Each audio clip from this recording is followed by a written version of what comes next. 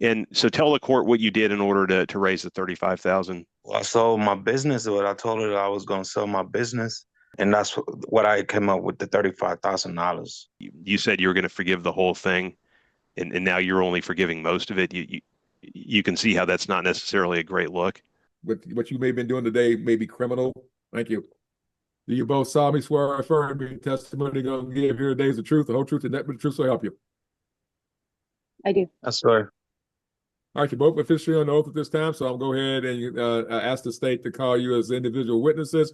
And Mr. Diamond, if there's anything else you wanted to do to complete the opening, you can do so at this time, sir. Thank you. Well, I guess maybe if I could just add, I mean, the court already heard that he's a veteran, so I imagine the court will waive court costs for Mr. Costas. Yeah, that's not going to be a problem. I always say that for the end, but that's not a problem. Thank you. All right, you ready to call your first witness then? Thank you. Thank you, Your Honor. I'll call Ms. Hutton. Ma'am, will you state your full name, please? Danielle Leanne Hutton. It looks like your name is misspelled on the... Sorry, that was me. All right, so let's talk about what we're here to do today. So my understanding is that your desire is to forgive 35,000 of the arrears that Mr. Costas owes you. Is that correct? Yes, sir. Okay. So let's talk about the and I need to ask, has anybody pressured or coerced you into making that release? No. Okay.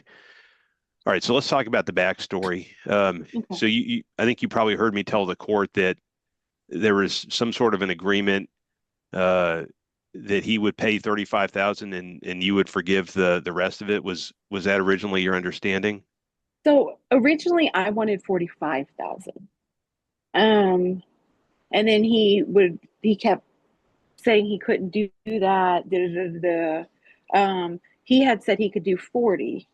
And then he came back and said he could do 35, and he just kept texting or calling my son, like doing all kinds of things. So I would accept the 35 and forgive the rest. But I never felt comfortable forgiving all of that.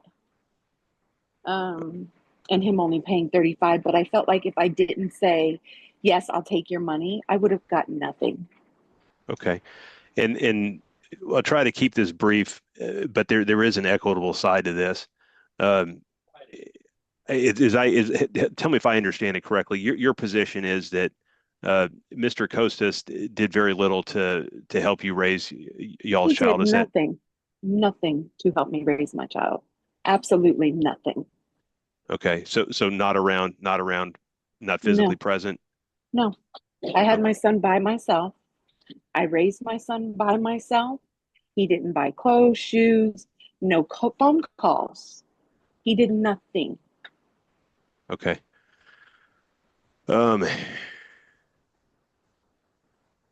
right, and again, I don't have I've told you before, I don't have a huge interest in this thing. But the court's probably going to want to know, so I'll ask you now. You could understand how one could argue that it's not a great look that even if he didn't hold up his end of being a father, that you said you were going to forgive the whole thing, and now you're only forgiving most of it. You can see how that's not necessarily a great look. I could see how it's not a great look, but I feel like I was very pressured into saying the 35. Like even now he would text. She claims she was pressured, exposing cracks in their agreement. Text me today, nonstop. Okay. Yeah, and I think legally you probably have an argument there, but okay, here's the deal, Mr. Diamond. Also, going forward, I'm getting ready to stop the texting between the two of these. Okay, yeah. Here's the deal, folks. That's interfering, sir. What you may have been doing today may be criminal, and I don't even want to think about going there. But you're not allowed to interfere with a witness or with testimony that a witness is going to give in a court of law.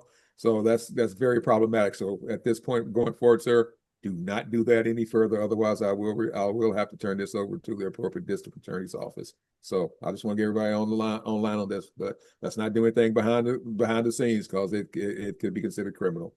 You may proceed. I'll pass a witness, Your Honor. All right. Now, how did the money come through the state disbursement unit, Mr. Diamond? Yes, Your Honor. Okay, so yeah, so it came through the state disbursement unit, so there's no reason for the forgiveness. It's automatically done. He's automatically got that credit, correct? Right. But I want to match him Okay. dollar for dollar. Right. He owed like 81 something, Your Honor. He's paid 35,000 against that 81 that he owed. So she's wanting to forgive 35,000. So that's why Okay. the request would be to An take the additional 35,000. no. He's let me Yeah. if I could put it this way, Your Honor. So 81 something is what he owed. He paid 35,000. So presently on paper, he shows an arrearage of about 56 and some change. She desires to forgive 35,000 of that 56, which would leave a balance of 21 and some change. Okay. And then I think he's going to tell the court why he doesn't find that equitable.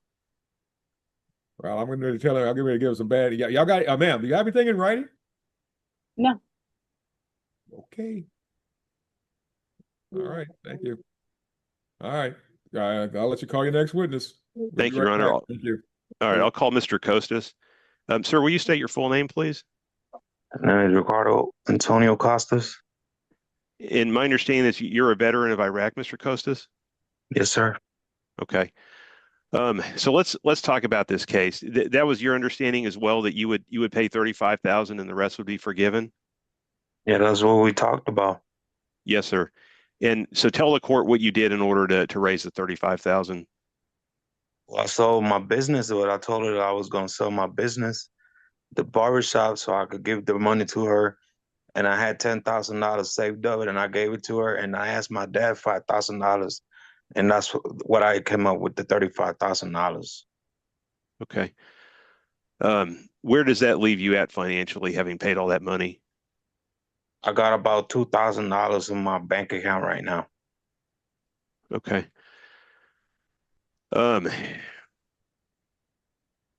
What kind of, I guess what I'm really asking, so selling your business, what does that do to your earning potential going forward? Well, And your I'm son has still grown, working. so I'm not asking that to try to change your child support. This is more of an equitable consideration. Yeah, I understand. I mean, I just I could pay little by little, but I mean, we reached an agreement, and now, I mean, we talked about it, and now she want more money, and then she told me she want 45, and now she still want more. I don't know where we're going with this. I mean, I understand I wasn't there for the kid. I wasn't in a good place. When I came back from Iraq, I had some issues. I even got wrongfully kicked out of the army, and then I just got on my feet. I mean, I got my discharge changed, and I'm trying to do the right thing. I even bring my son last year over here, and I wanted Okay, to go visit this Okay, year. Mr. Mott, I hate to cut you off, sir, but now you're going way past the question that was asked. So again, sir, you need to listen to the question the attorney asked and just answer that question at this time. Thank you. Okay. So I think, and you've told the court most of it. You understand how this, in my opinion, this is not really a great look for either of you. Because on the one hand, she said she was going to do something, and now she's wanting to do something a little significantly different. But on the other hand, it's not necessarily a great look for you either, because you owed her 80 something thousand dollars, and even though And she I pulled the owed car, up to that, and I know that. yes, sir. So I guess the question is, it's really an open-ended question. You understand, though, that I think what she would probably contend is that you're still getting a pretty good deal here because you owed 80 something thousand dollars. You paid 35, and you're going to come away only owing 21,000, assuming the court does what's being requested. You understand how it could be argued that that's, even though the process was crooked, that's a fair result. Yeah. All right. So how do you respond to that? Well, I mean, I don't understand the question. Well, I mean, really, it's Mr. she didn't do Diamond, what she, okay, I get what they're doing, sir. And again, any argument, Mr. Diamond, this is going to fall down that these folks didn't have a right. Judge warns dad that his actions may be criminal conduct. The courtroom shifts instantly, tension rising with every word. Writing. I mean, this, anything they did, any side deals they made, anything on the side, it's under Texas law, I'm not going to be able to, that's unenforceable. It really is. Yes, sir. I'll double check that. I haven't had to look at something like this in a long time, but I'm pretty sure that that's why I kept asking you folks, y'all got something in writing, a contract or something, one way or the other, that says that this is what's going to happen.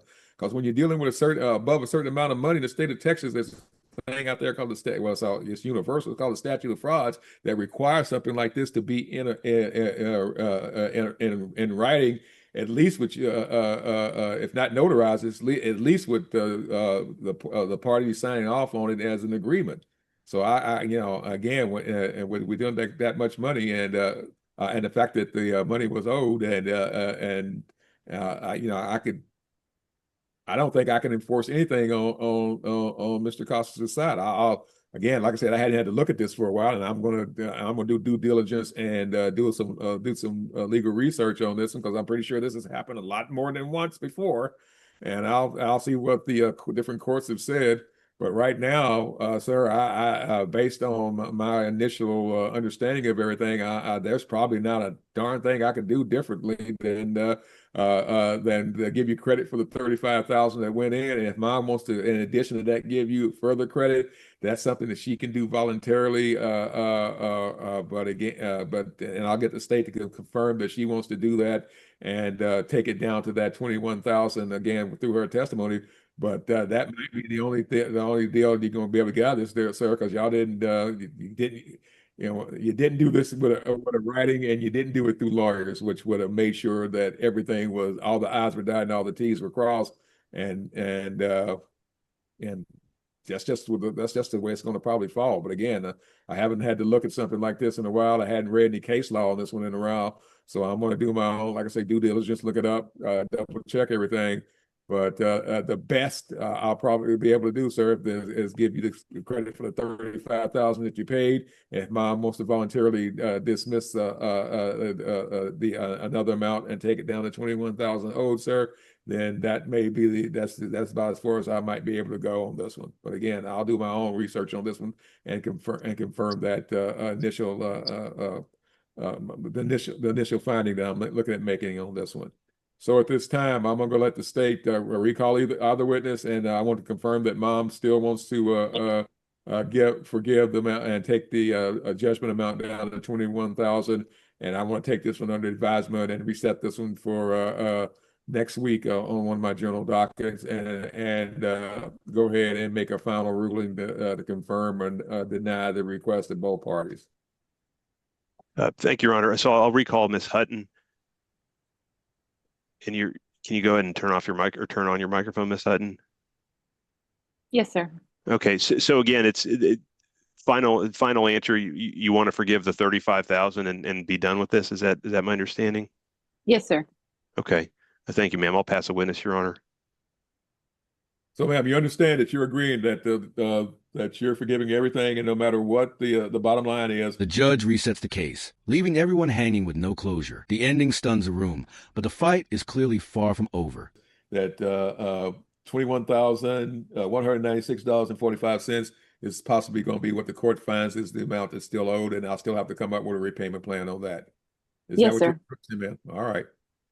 All right, Mr. Costas. Yes, sir. Anything else you want to tell me at this time, sir? Again, I understand the equitable arguments, but the law is kind of clear. I wouldn't buy a car for $80,000 and not put it in writing somehow. Okay, it's just got to be in writing, sir. So, is there anything else you can tell the court, or anything else you're requesting, sir? No, I'm okay. Thank you.